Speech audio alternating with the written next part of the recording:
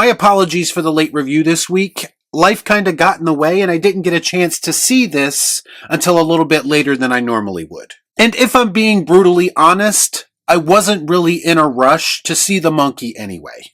That's what she said! I was somewhat interested after seeing the first trailer for it, but when the second trailer painted it as more of a horror comedy, my interest took a nosedive. Horror comedies are very hit or miss for me, and more often than not, they are a miss. And kind of just as I suspected, The Monkey was no exception to that. Let's discuss. I watch so you don't have to.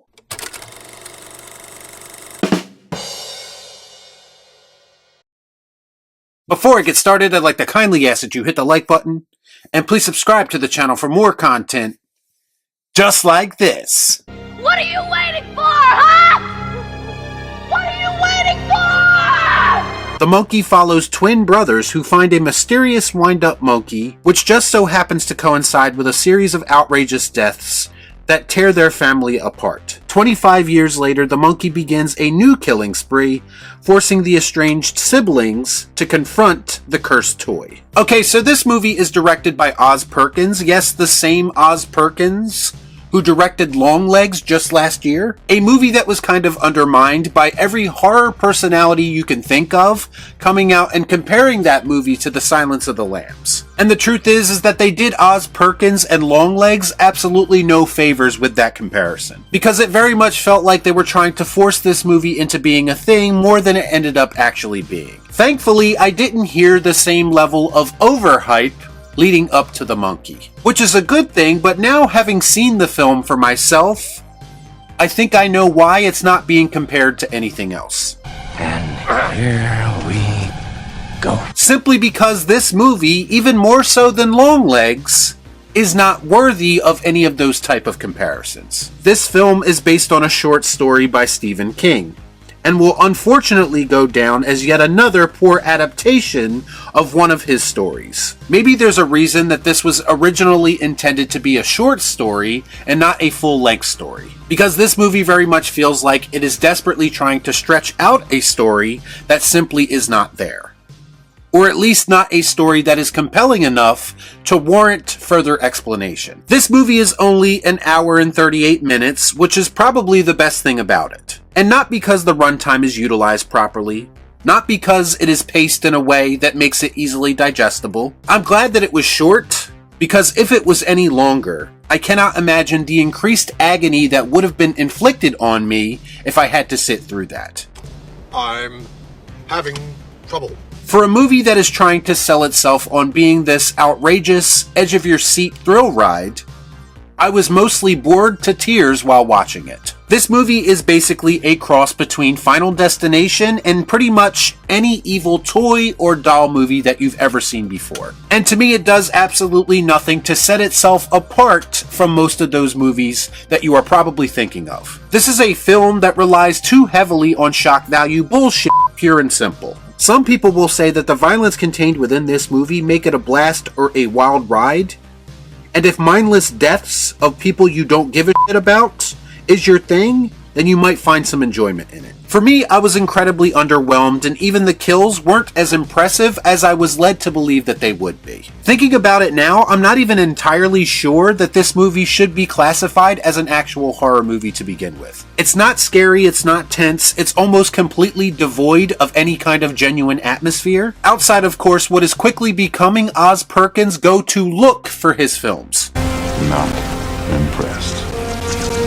It's very dark, it's very boring visually, and the overall visual style of this film does not match the more comedic tone that they are clearly going for in the slightest. Speaking of comedy, and I use that term very loosely because there wasn't much about this movie that actually had me laughing. The comedy is poorly written, and thus it comes off as very forced in its delivery. It's the kind of low-hanging fruit, edgy comedy that we've become accustomed to seeing that comes off more lazy than anything and rarely ever lands. It's just not clever, and to me it came off as very try-hard. As far as the overall story goes, the movie very clearly wants me to care about these characters, but I couldn't give a shit because they did absolutely nothing to establish them properly. It pretty much amounts to one meaningless kill after another of a family member that you have absolutely no connection to. If he dies, he dies. And not to mention, most of the characters in this movie are actually pretty horrible people and thus unlikable. But here's the thing. Normally that would be fine, but they are not bad people in an organic way. Because their actions and their dialogue are just a bit too over the top for me to be able to take them seriously. And when they try to have these more heartfelt moments scattered throughout, they just come off as more awkward than anything. I would describe it as the type of movie that thinks it's deeper than it actually ended up being. Let me be very clear when I say this. There is nothing in this movie that you haven't seen before done better in another movie. I think it tries to bring something new to the table with the whole twin dynamic and how this monkey basically attaches itself to them and their family. But even that idea feels mostly underdeveloped.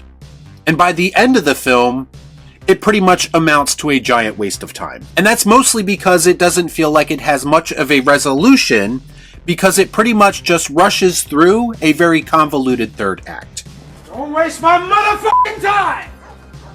Here's the thing, dialogue will always be a deal breaker for me, because bad, unnatural dialogue will almost always take me right out of the movie. And the monkey is a great example of that. I think Oz Perkins in the future would benefit from focusing on directing and leave the writing to someone else. The weird thing is that while watching the movie, I do feel like there is a great concept in there staring them in the face, and it was probably the plot of the short story that it's based on. But Oz Perkins and company basically took it and tried to put their own spin on it. They just failed in the execution.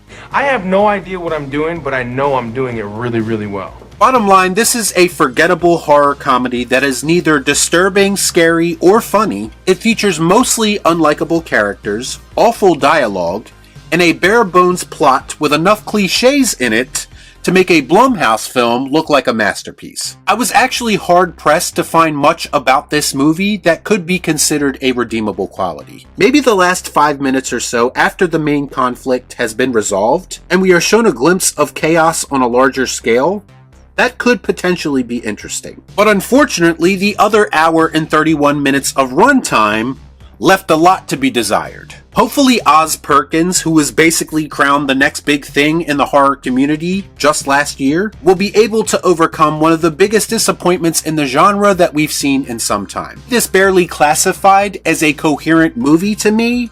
It was more like a really long sketch that just wouldn't end.